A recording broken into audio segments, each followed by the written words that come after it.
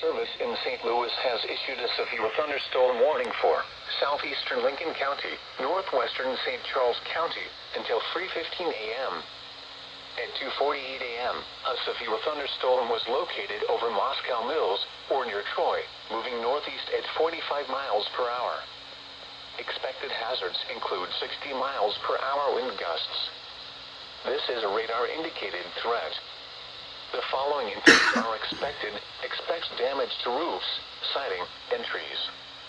Locations impacted include Troy, Flint Hill, Moscow Mills, Fountain North Lakes, Chain of Rocks, Old Monroe, and Winfield. Seek shelter inside a well-built structure and stay away from windows. The storm is capable of producing damaging winds.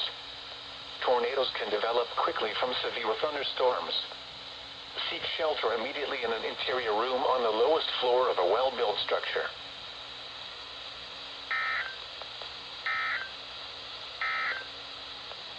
Severe thunderstorm warning remains in effect until 3:15 a.m. for northeastern Lincoln County.